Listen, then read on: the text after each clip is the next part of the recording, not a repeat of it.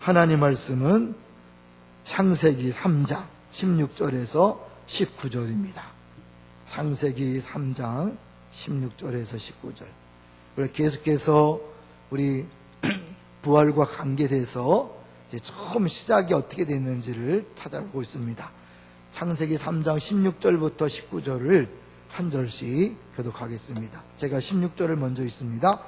또 여자에게 이르시되 내가 네게 임신하는 고통을 크게 더하리니 내가 수고하고 자식을 낳을 것이며 너는 남편을 원하고 남편은 너를 다스릴 것이니라 하시고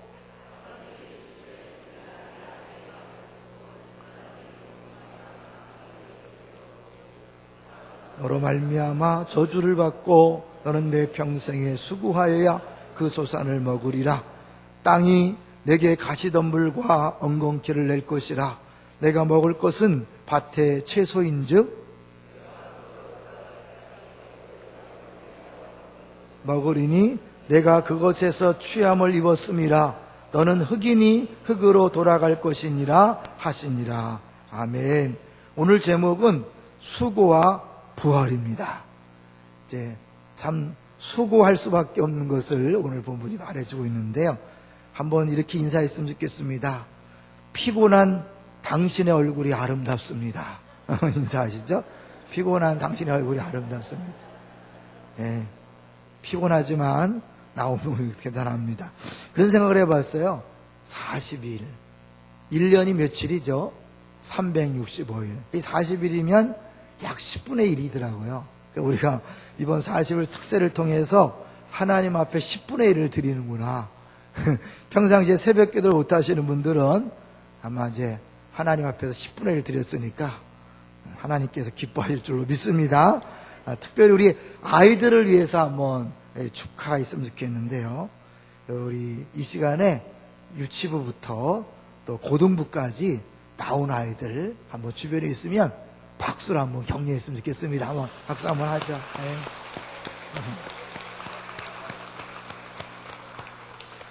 상대적으로 애들한테는 많이 힘들 거예요. 하나님이 이번에 우리가 기본으로 돌아가고 성경으로 돌아가고 처음으로 돌아가자 했기 때문에 하나님이 거기에 집중해서 말씀하신 것 같아요. 그러니까 애들한테는 어려워요. 근데 오래 믿었고 정말 하나님 앞에서 새롭게 하고자 하는 성도들에게 하나님의 근본을 뒤집고 뿌리째 흔들어 놓기 때문에 어른들에게는 하나님을 만나는 좋은 기회지만 아이들에게는 좀 힘들 수 있어요. 그럼에도 불구하고 나오고 있는 모든 우리 자녀들에게 정말 감사한 마음이 있고 끝까지 완주하기를 주의 이름으로 축원합니다. 그 집에서 완주하는 아이들에게 그냥 넘어가지 마시고 최소한 뭐 돈 얼마를 준다든지 해주시면 좋겠어요. 애들한테 평생 귀한 기억이 되도록 했으면 좋겠습니다. 이제 올해 계속 3년 전하고 비교해 보면 올해는 하나님이 확실히 좀 뭔가 다르게 역사하신다 그런 느낌이 들어요. 근본적인 문제를 하나님 만져주셔서 아무리 생각해도 40일이 지나고 나면 점프할 것 같은 불길한 예감이 듭니다. 좋은 쪽에서 불길한 예감이 여러분 한번 끝까지 한번 감당하시면 하나님 큰 역사가 있을 것입니다. 이제 우리가 구원을 이야기할 때요, 구원이라면 모든 죄의 결과로부터 해방되고 자유케 되는 것이 아닐까요?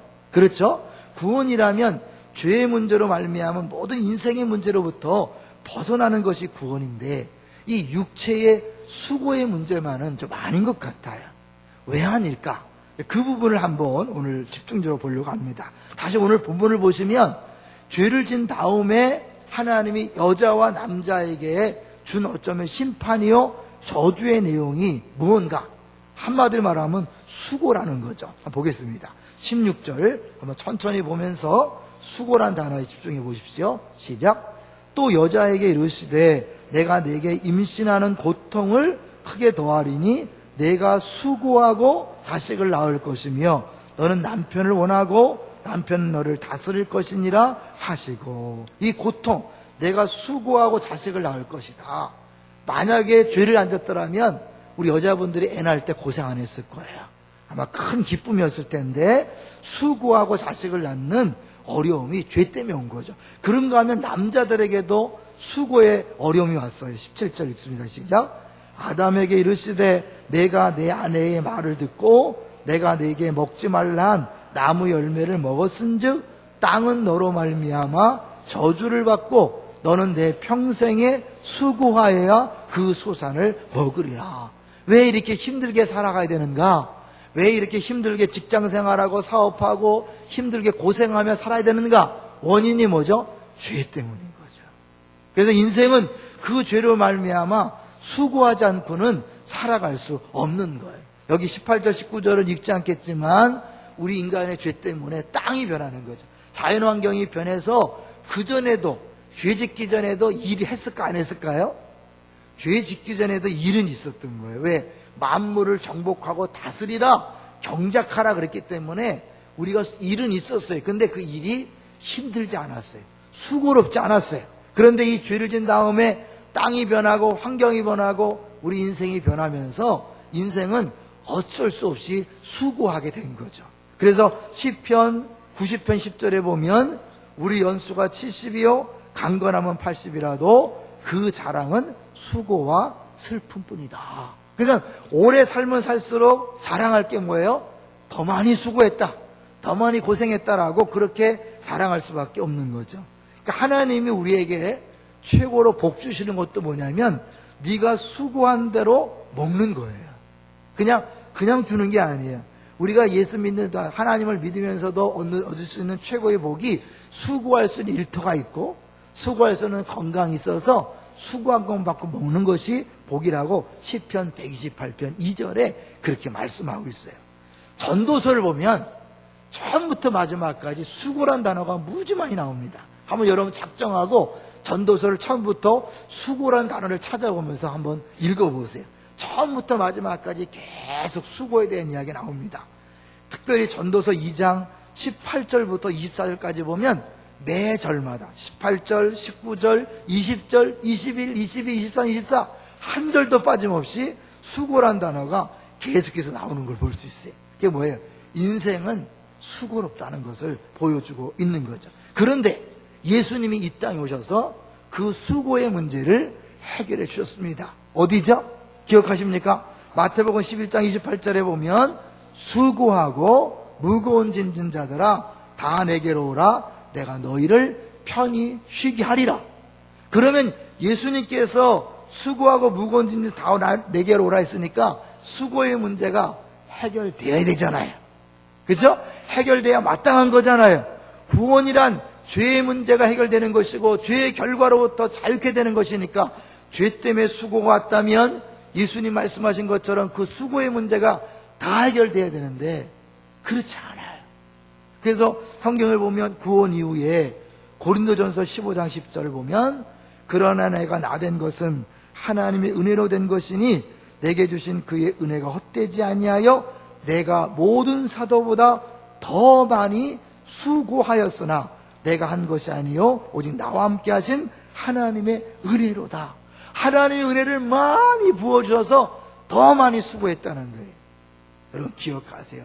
신앙생활 한다고 힘들지 않은 게 아니에요. 신앙생활을 하면 할수록 하나님 은혜가 부어주면 주어질수록 더 많이 수고하는 거예요. 할렐루야. 이번에 특세를 보면 새벽마다 앞에 쓰는 사람이 있어요. 거의 하루나 이틀 빼놓고 누군지 여러분이 아실 겁니다. 더 힘든 거예요. 어려운 거예요.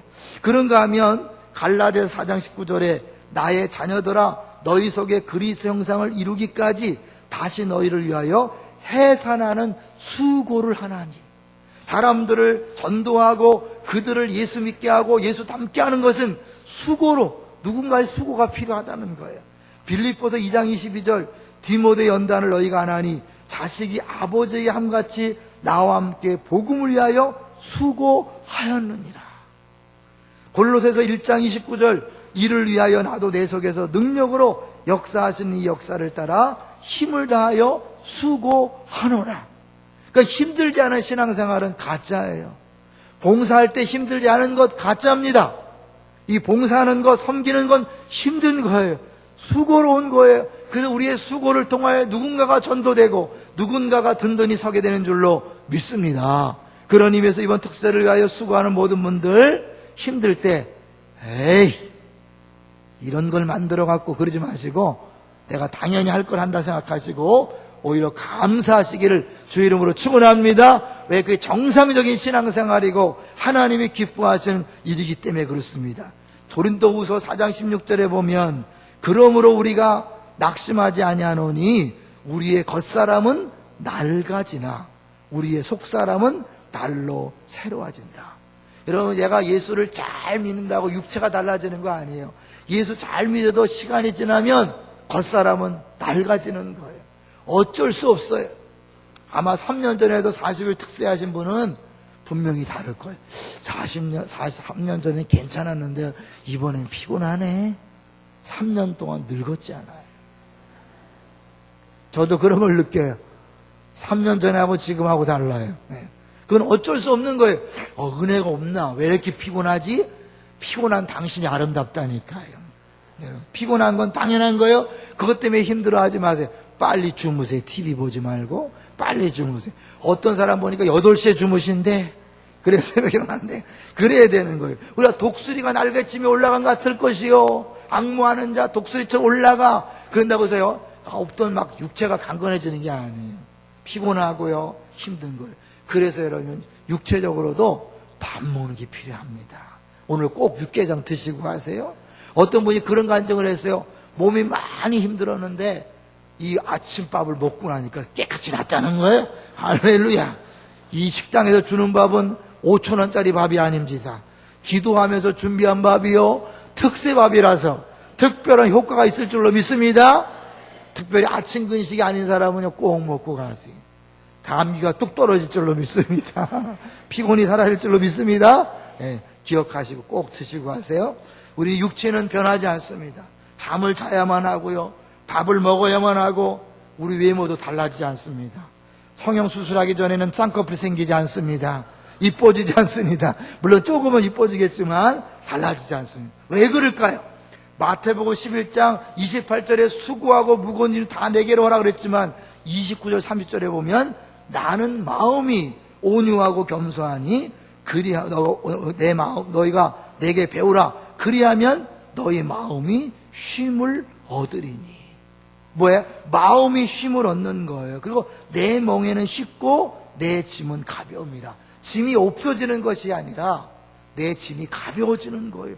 예수와 함께 동행함으로 예수님이 함께 하심으로 짐이 가벼워지고 마음이 힘을 얻음으로 스트레스가 없어지는 거예요. 똑같이 하지만요 달라지는 거예요. 여러분 군대 축구 아시죠? 제일 지겨운 게 군대 축구 얘기라고 하잖아요. 근데 군대 축구할 때 고참들은 신나요. 신참들은 너무 힘들어요. 똑같이 축구하지만 누구는 힘들고 누구는 신나요. 차이가 뭘까요? 그 마음가짐이 다른 거예요. 고참은 그 축구 자체가 즐기는 거지만 신참은 그게 사역이야. 노동이야. 힘든 거예요. 인생을 예수 믿기 전에는요 억지로 사는 거예요. 죽지 못해 사는 거예요. 그러니까 힘들지만 우리는 어떻게 해요? 예수 믿은 다음에 예수님이 주시는 그 마음의 힘을 얻은 사람은 똑같이를 해도 스트레스 받지 않고 일하게 될 줄로 믿습니다. 비록 피곤하지만 힘들지만 그것 때문에 스트레스 받지 않는 거예요. 제가요 인천에 있을 때 늘 가끔 얘기하지만 일이 많지 않았어요. 근데 스트레스 많이 받았어요. 제가 모시고 있던 권모시기 목사님이 참 스트레스를 많이 줬어요. 많이 힘들게 했어요. 안산동산학교 안에 일이요 한 10배는 많은 것 같아요. 진짜 많아요. 그런데 힘들지 않았어요.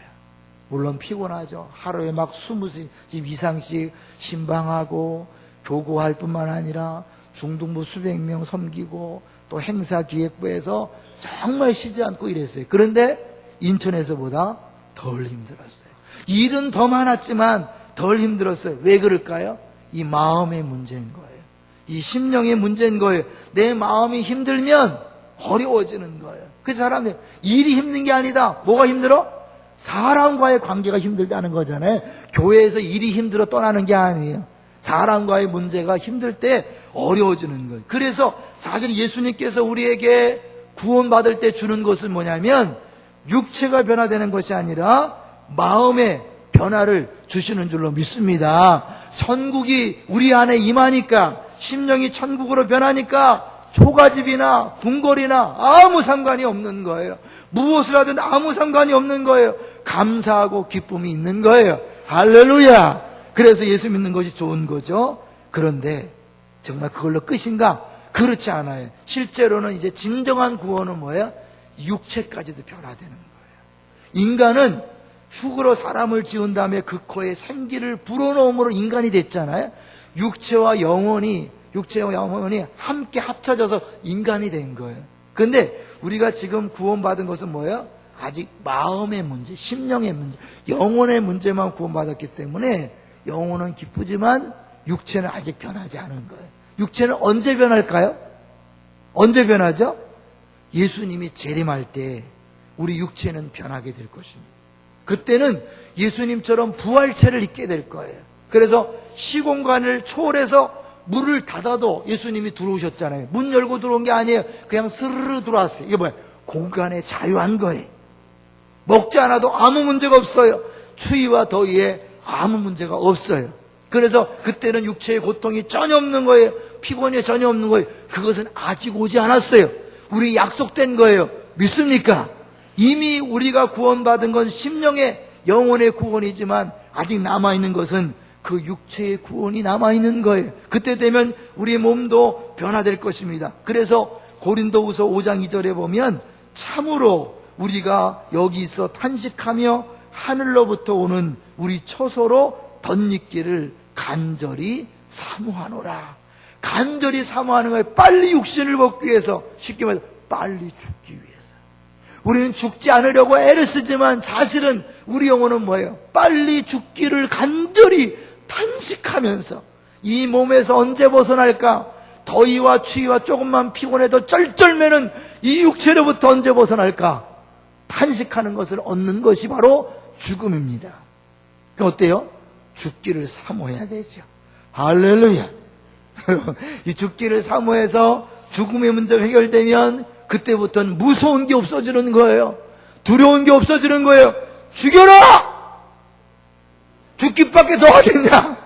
이런 사람 못 말리는 거예요. 세상이 감당치 못하는 거예요. 근데 죽지 않으려고 쩔쩔매는 사람은요, 모든 게 문제가 되는 거예요. 모든 게 힘든 거예요.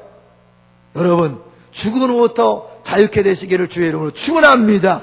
우리가 진정한 구원을 한다면 이 영적인 구원뿐만 아니라 육체의 구원을 이룰 때 진정한 자유를 안다면 우리는 죽음을 두려워하지 않습니다. 요한계시록 14장 13절에 또 내가 들으니 하늘에서 음성이 나서 이르되 기록하라. 지금 이후로 주 안에서 죽는 자들은 복이 있도다 하시며 성령이 이르시되 그러하다. 그들이 수고를 그치고 쉬리니 이는 그들의 행한 일이 따름이라 하시더라. 우리 죽음에 그때 수고가 그치는 거예요. 언제 모든 수고로부터 벗어나는가? 죽을 때 되는 거예요. 언제 죽으실 겁니까? 언제 죽으실 거예요? 그때 되면 쉬고 싶지 않아도 영원토록 쉬게 될 것입니다. 어쩌면 지겹도록 쉬게 될 것입니다. 그거에 비하면 인생은 잠깐입니다. 여러분, 영원토록 쉴 텐데 조금 덜 쉬는 거, 잠깐 동안 안 쉬는 거 감당할 수 있지 않을까요? 장경동 목사님이 그런 말 했다잖아요. 이 땅에서 육체의 질병과 고난도 추억거리다. 군에서 3년 동안 고생한 사람 평생 울고 먹지 않아요. 내가 군에 있을 때는 거짓말을 더 보태서 방위 출신들도 군에 있을 때는 막 이렇게 얘기하잖아요. 왜냐면 그들도 고생했으니까. 죄송해요. 차별하는 게 아니에요. 저는 방위보다 편한 현역 갔다 왔기 때문에 하는 얘기예요. 어쨌든 간에 그렇게 한 거, 애기 엄마들 애기 날 때 막 무용담 막 그럴 때 내가 막 남편이 이놈의 새끼 막 나와라 막 이러면서 했다고 막 무용담을 하잖아요. 그게 왜? 고생하면 할수록 더 이야기할 게 많잖아요. 이 땅에서 주를 위해 수고한 사람이 영원토록 얘기할 게 많을 줄로 믿습니다. 내가 그때 기쁨의 동산교회에서 밥을 하기 위하여 하루 전날 하루 종일 이렇게 하면서 내가 그 한 명을 전도하기 위하여 정말 수십 년 동안 기도했습니다. 하나님 앞에서 영원토록 얘기할 수 있을 거예요. 주변 성도들과 영원토록 얘기할 거예요. 어떤 사람은 할 말이 없어. 유구무원. 주를 위해 수고한 게 아무것도 없어. 여러분, 어떤 인생을 원하십니까?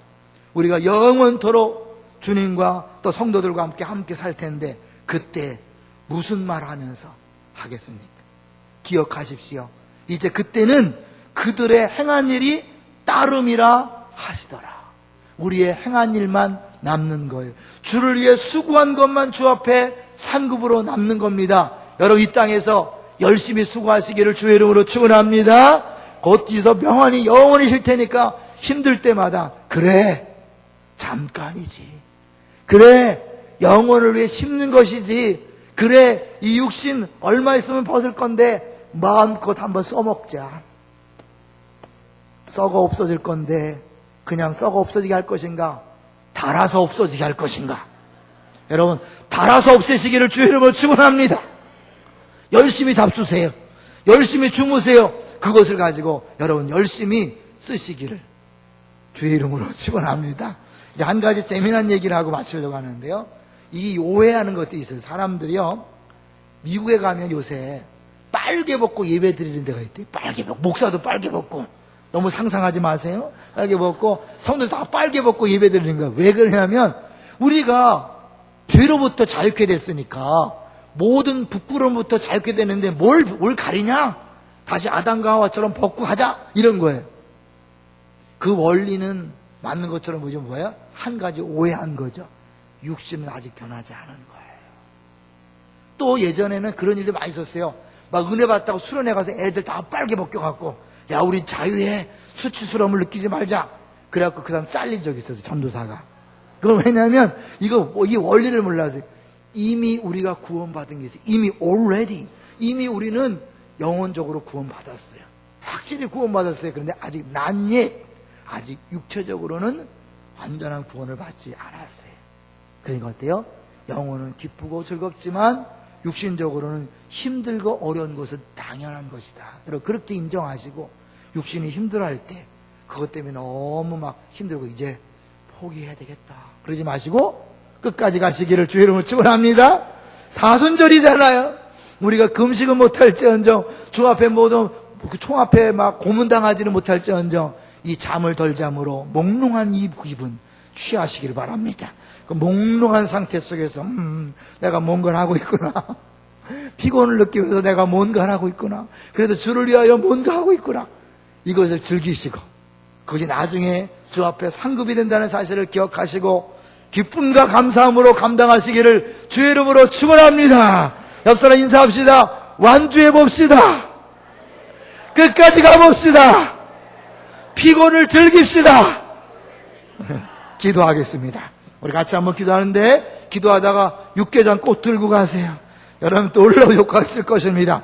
주여 3번 외치고 통성으로 마음껏 기도하되, 주여 내 육신 주 앞에 가기 전에 마음껏 쓰고 가게 하옵소서. 마음껏 주를 위하여 수고하게 하옵소서. 부활의 날 다시 한번 주 앞에 감격하는 우리 모두가 되게 하옵소서. 주여 한번 외치고, 주여 3번 외치고 통성으로 기도합니다. 주여!